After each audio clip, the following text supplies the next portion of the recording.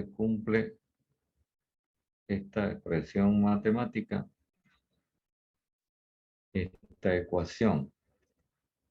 A ver, si esto representara el sistema termodinámico cerrado, que tiene la posibilidad de intercambiar o así, tanto calor como trabajo mecánico, como consecuencia de este intercambio de energía con el medio exterior, acá en el interior del sistema termodinámico se produce un cambio en la cantidad de energía.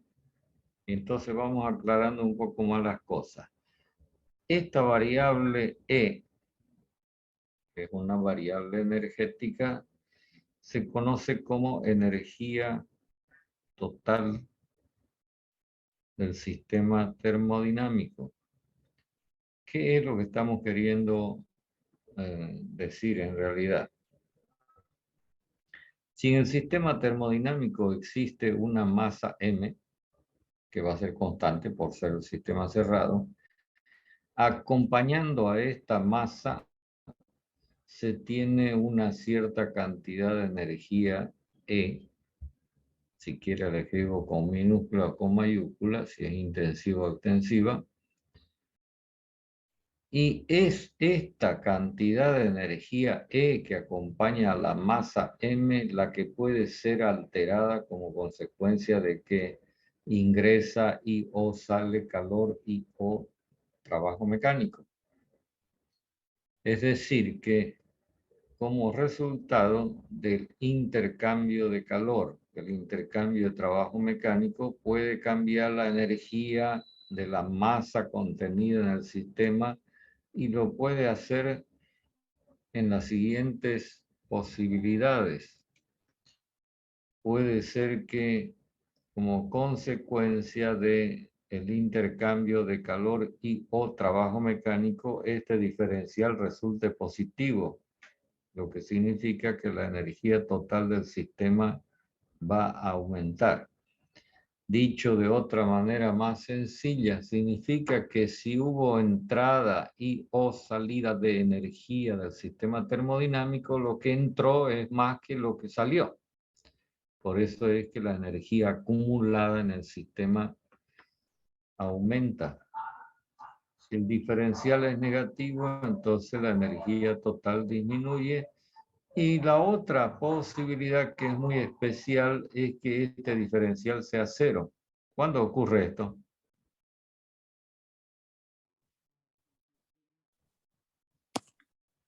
Cuando no hay cambio de energía. Ya, cuando no hay, pero esa es una posibilidad. Y si hay intercambio de energía, ¿puede ser cero el valor?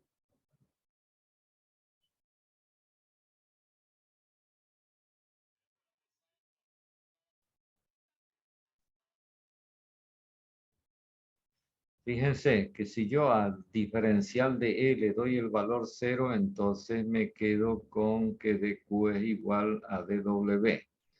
Y esto ya lo vimos antes. ¿Cuándo? Cuando el sistema termodinámico sea un ciclo. Cuando el sistema experimenta un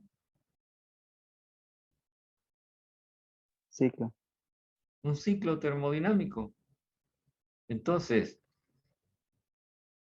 lo que está ocurriendo es que lo que entra de energía en la forma que sea es exactamente igual a lo que sale y por lo tanto la energía del sistema permanece constante. Creo que no tiene dificultad esto, ¿verdad? Una de las cosas que usted tiene que, digamos, observar con detalle en esta expresión matemática que es la primera ley para un proceso termodinámico cualquiera, sea cuasi equilibrio o real, es que en uno de los miembros de la ecuación aparecen diferenciales con la letra delta y en el otro miembro aparece diferencial con la letra D. Ya sabemos que delta es la letra que se usa para indicar un diferencial inexacto, mientras que D es la letra que se utiliza para una variable de estado. Por lo tanto, lo que estamos corroborando o remarcando es que este valor que se llama energía total constituye una variable de estado, es decir, una propiedad del sistema. Si quieren lo pongo acá en el dibujo. Eso quiere decir que en cada estado, como el I, el sistema tiene una cierta energía total E sub I, y en el F una cierta energía total E sub F. Y esta cambia como consecuencia de una posible, un posible intercambio de calor y o de trabajo mecánico. Bueno, quiero saber si esta ecuación está clara en sus términos.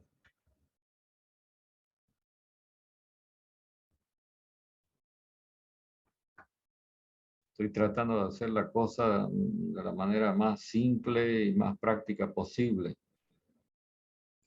Quiero escucharlo.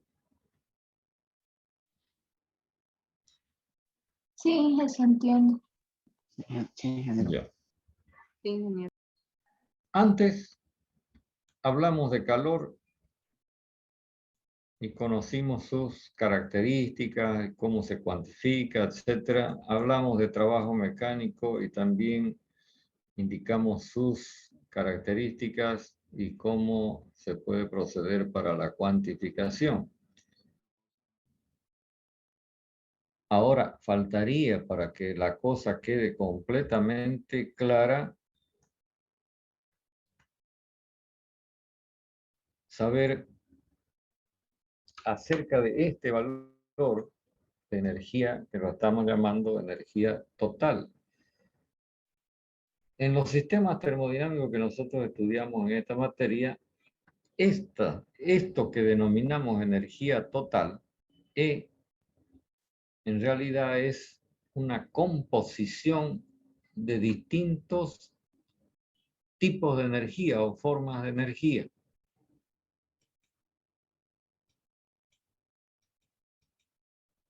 Es decir, que no se refiere a una sola forma de energía.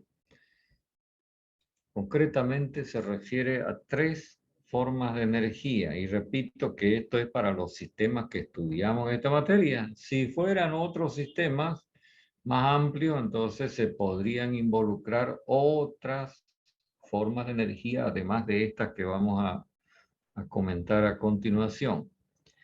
Una de estas primeras formas de energía que componen el valor E es una forma de energía que se simboliza con la letra U, que quizás ustedes en alguna otra materia de física ya la hubieran conocido.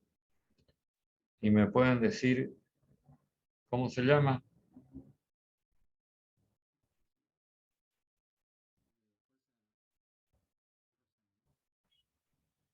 ¿Cómo se llama esta forma de energía simbolizada con la letra U? ¿Es la energía interna? Energía interna. ¿Por qué se llama energía interna? Porque tiene que ver con el contenido y las condiciones en las que se encuentra el contenido del sistema termodinámico. Me refiero concretamente a las condiciones en las que se encuentra la masa M, traducida por el estado termodinámico del sistema. Es decir, que este valor de energía interna es un valor que está asociado en realidad con otras 2 formas de energía que se llaman energía cinética molecular y energía potencial molecular.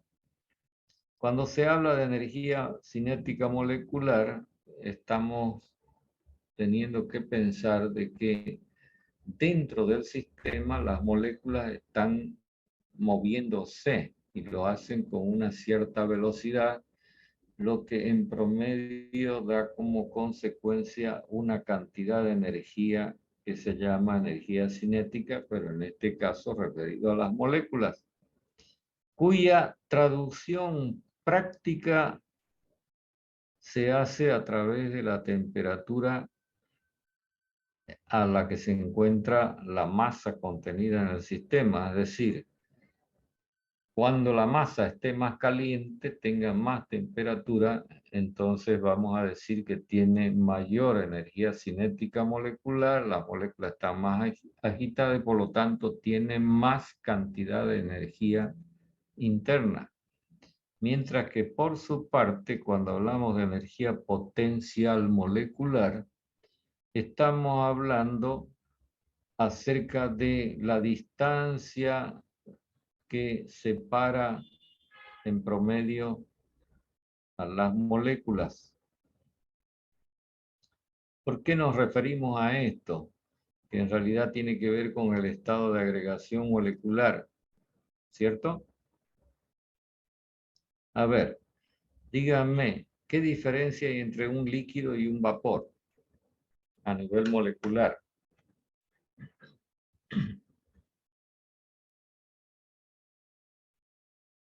En el vapor las moléculas están más dispersas y en el líquido están más juntas.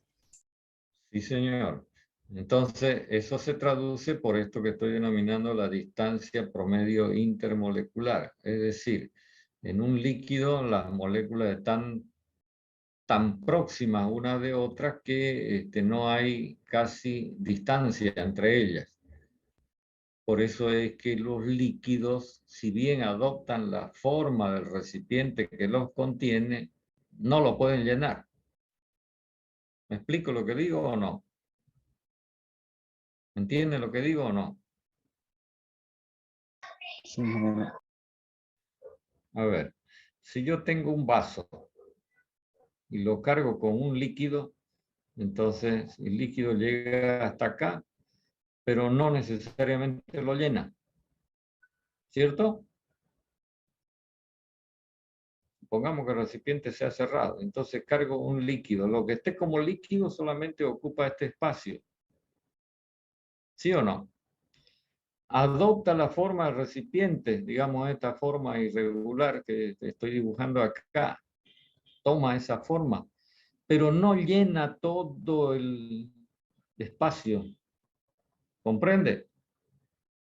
¿Por qué no lo puede llenar todo el espacio? Porque las moléculas están pegadas unas con otras. Sin embargo, cuando se trata de un vapor, si yo cargara un vapor dentro de este espacio, ¿cómo se distribuiría? ¿En un solo sitio, como acá en el caso del líquido, o llenando todo el espacio? Llena todo el espacio.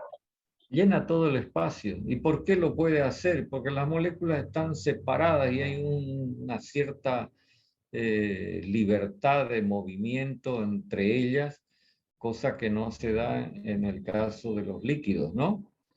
Si bien en los líquidos las moléculas pueden deslizar una sobre otra, en el caso de los vapores o gases, las moléculas se pueden mover con mucha libertad, un movimiento de traslación casi puro, ¿no? Entonces, cuando decimos energía potencial molecular, nos estamos refiriendo a esta característica de si las moléculas están más pegadas o menos pegadas, lo cual tiene su traducción, hemos dicho, en este valor de distancia promedio intermolecular. A ver, usted sabe muy bien que si se quiere convertir un líquido en vapor, hay que hacer ¿qué cosa? ¿Qué se requiere para convertir un líquido en vapor?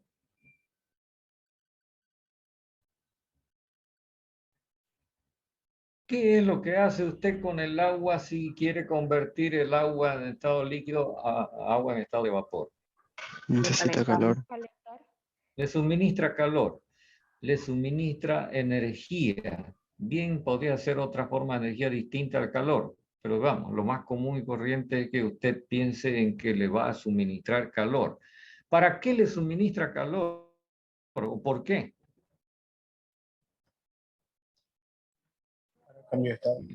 Si las moléculas en el líquido están así, y usted las quiere poner así como está este otro dibujo, entonces, ¿qué se requiere?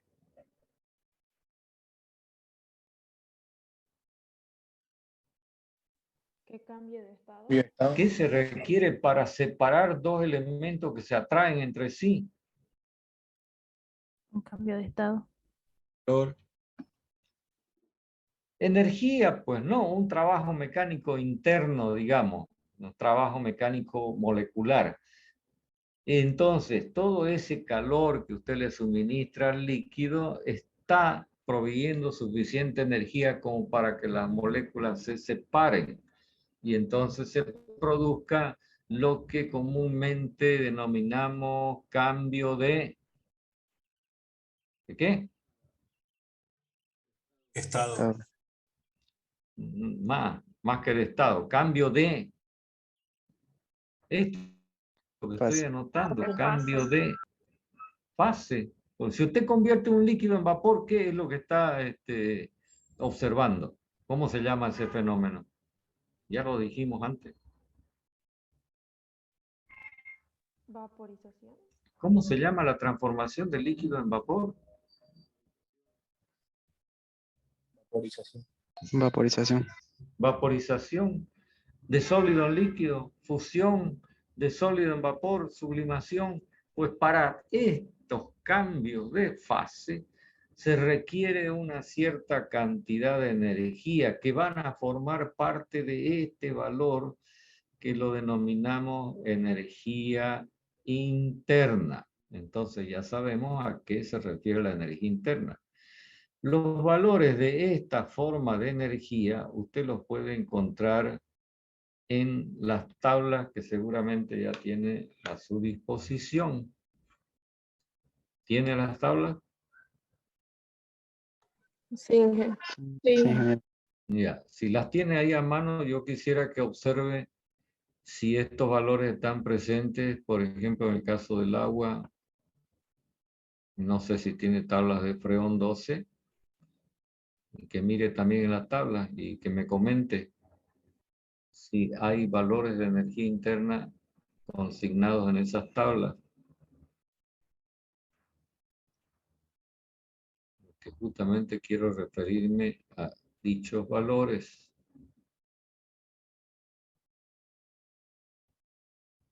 ¿Hay o no hay?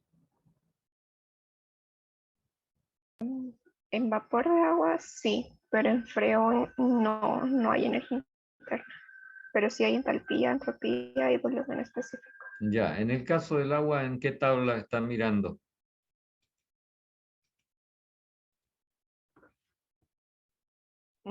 Dice tabla 2, presiones para el agua. ¿Cómo es la tabla? ¿Es de una entrada o de dos entradas? ¿De qué me está hablando? Mm, ¿Es esta tabla? tiene- Es así, de una entrada.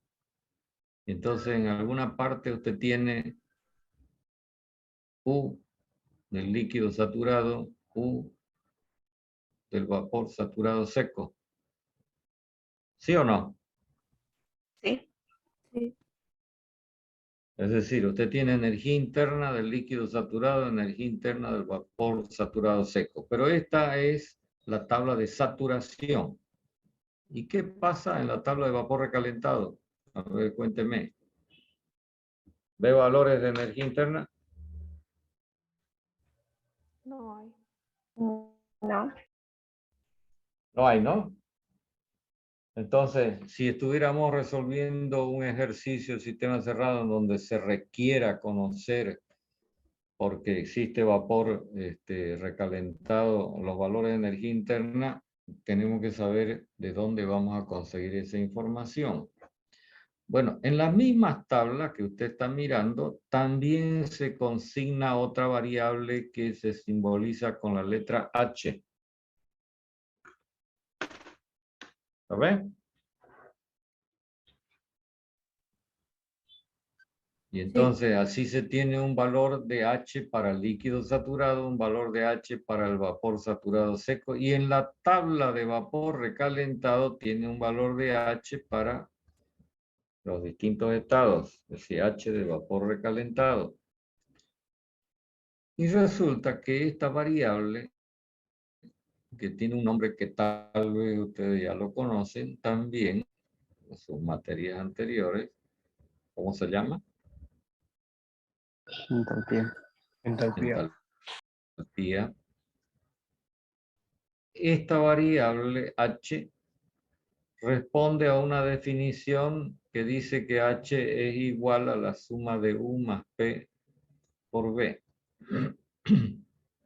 Entonces, fíjense que como U es una variable de estado, P es otra variable de estado, B es otra variable de estado, H también es otra variable de estado, suma de estos dos términos, en donde ya sabemos que U es la energía interna y sabemos que P por B también es una forma de energía que voy a decir cómo se llama a veces, porque puede tener distintas denominaciones. Como en esta forma de energía que estamos mostrando como producto de estos dos valores, aparece la presión, entonces se suele llamar a esta forma de energía, energía de presión. Por lo tanto, la entalpía, que es energía, una forma de energía, la podemos también denominar energía entálpica, es igual a la suma de la energía interna más la energía de presión, para lo que estamos planteando acá. Entonces, si usted conoce el estado termodinámico, conoce P, conoce B, y conoce H de las tablas, porque está presente en las tablas, entonces inmediatamente por cálculo usted determina el valor de U en el caso del vapor recalentado. Y ya no tiene ningún problema. ¿Estamos?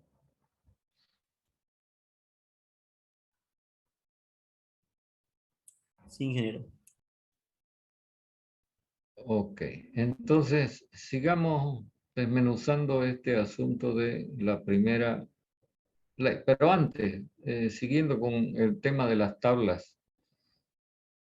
A ver, los valores de energía interna, si usted examina la tabla de corresponde al agua, en las condiciones de saturación, y usted observa el líquido saturado, seguramente usted va a poder comprobar que a medida que aumenta la temperatura, aumenta, fíjese, a medida que aumenta la temperatura, aumenta la energía interna del líquido. Y cuando este líquido se convierte en vapor, aumenta la energía interna. Entonces estamos incluyendo los dos ingredientes que forman parte de la energía interna, ¿lo ves? Pero si decimos que con la temperatura aumenta la energía interna, entonces si disminuye la temperatura, va a tener que ir disminuyendo la energía interna del líquido. Quiero que me diga cuándo se hace cero en su tabla. ¿En qué condición se hace cero? Mire su tabla.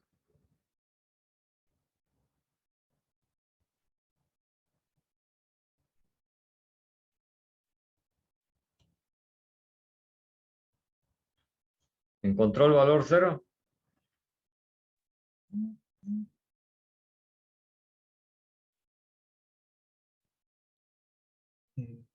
Es para una observación que quiero hacer sobre las tablas.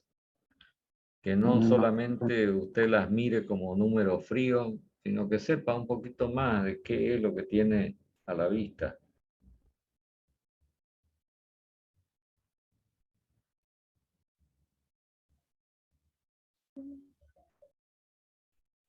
Con la gente que está mirando su tabla, por favor, contésteme. ¿Dónde está ubicado el valor cero? Bueno, en la tabla que hay energía interna no llega a ser valor cero, pero Ya, hay ¿cuál es el otra. valor de menor temperatura que tiene? 30 y algo, creo, ¿no? 38.75. 75 grados 38,75. Celsius. Ya, grados centígrados, y se entiende que esta cantidad está medida en kilocalorías por kilogramo. Ok, a ver, busque cuánto es el valor de la energía interna para 38,75. ¿Y me avisa? En 30 y líquido ¿cuánto? ¿Cuánto? es 38.72 y 38,72. Ya, dígame para 50 grados, más arriba. ¿Cuánto es la energía interna del líquido? en 52 grados sería 52.27, en energía interna 52.21. Ya, entonces, usted se puede dar cuenta, si sigue examinando los valores, que hay casi una coincidencia exacta entre los valores de temperatura y, en números digo, ¿no?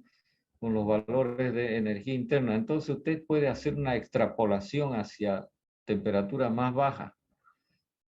Entonces dígame, ¿cuándo va a llegar a cero de energía interna? En 0 grados. Cuando la temperatura sea 0 grados centígrados.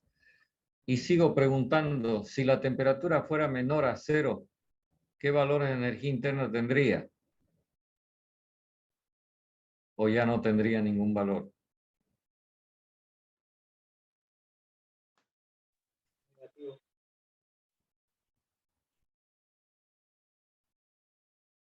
Es decir, si los valores están por debajo, por ejemplo, a menos 5 grados,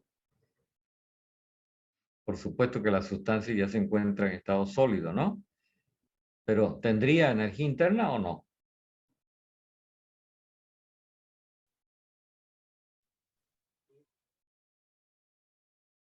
¿No? Puede que sí, pero sería bastante pequeñita o cero, seguiría siendo cero.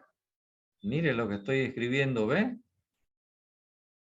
El valor sería, si todos estos valores son positivos, por debajo de 0 grados centígrados, los valores de energía interna serían negativos siguiendo el mismo razonamiento, lo que quiere decir que este valor de energía interna cero en correspondencia con el 0 grados centígrados no es un verdadero cero, ¿no? Es decir, si yo trazo una escala de valores de energía interna a partir de un cero absoluto, entonces resulta que por acá tengo la temperatura de 0 grados centígrados y está apareciendo este cero, cuando el verdadero cero es este. ¿Se da cuenta de lo que estoy diciendo? Lo que estoy queriendo que usted entienda es que estos valores de energía interna que están consignados en las tablas son valores que corresponden a una escala relativa o arbitrariamente construida por el responsable de la construcción de esta tabla. Seguramente al pie de la tabla usted tienen o los nombres de los autores de esta tabla. A este estado termodinámico de 0 grados centígrados al cual arbitrariamente el fabricante de la tabla le asignó un valor de 0 kilocalorías por kilogramo como energía interna, se lo conoce como estado de referencia. Y esto va a ser común en todas las tablas. A ver, busque en la tabla del fregón 12. Si bien no tiene valores de energía interna, opere con los valores de entalpía que siguen el mismo criterio. Dígame, ¿en qué estado tiene valor de entalpía cero?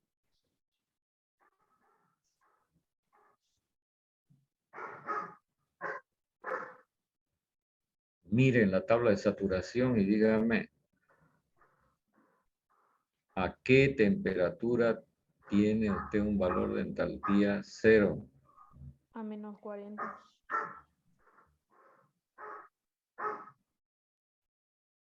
Menos 40.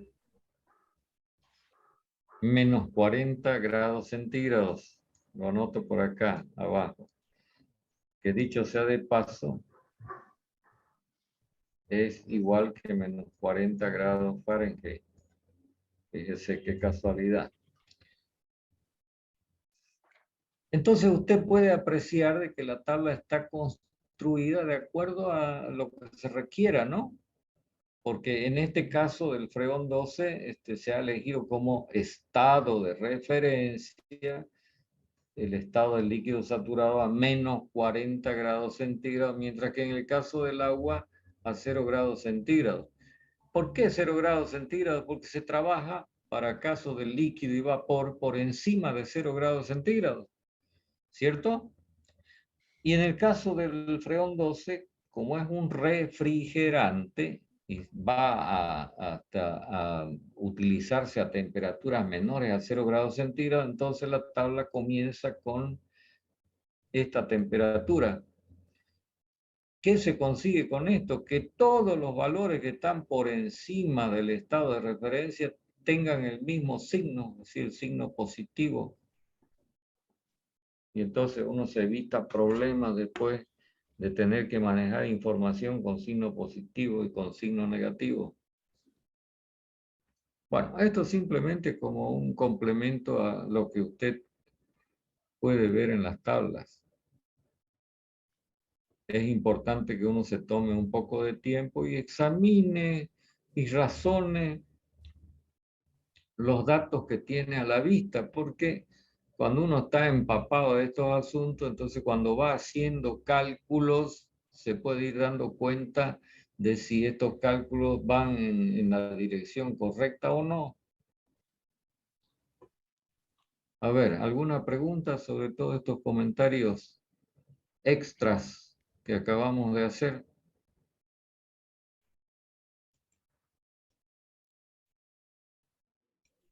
¿Nada?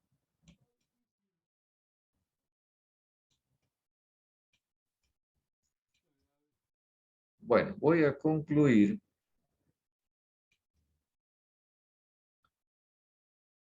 volviendo otra vez a la expresión matemática que dio origen a toda esta charla, última charla.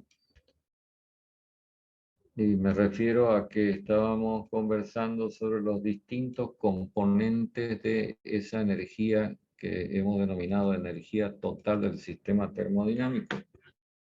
Entonces ya sabemos que un componente que va a ser seguramente inevitable de que aparezca en todos los casos es la energía interna. Los otros componentes energéticos que quizá puedan tener un poco de menos importancia son los siguientes.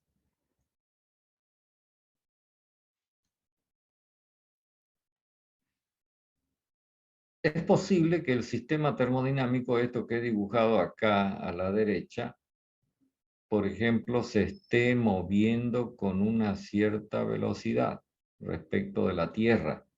Si usamos a la Tierra como sistema de referencia, entonces vamos a decir que este sistema termodinámico tiene una cierta energía cinética total, es decir, toda esa masa se está moviendo con esa velocidad v. Y también es posible que esta masa se encuentre respecto de un nivel de referencia a una cierta altura que pudiera cambiar a la medida en que, por ejemplo, el sistema se mueva. Y entonces decimos que asociado a esta posición en lo que concierne a su nivel, su altura, se tiene una cierta cantidad de energía que se denomina energía potencial total. De tal manera que en los sistemas que nosotros estudiamos en este curso, estos tres componentes energéticos hacen esta energía total. Ok, lo vamos a dejar acá. Continuamos el próximo día, martes. ¿Listo?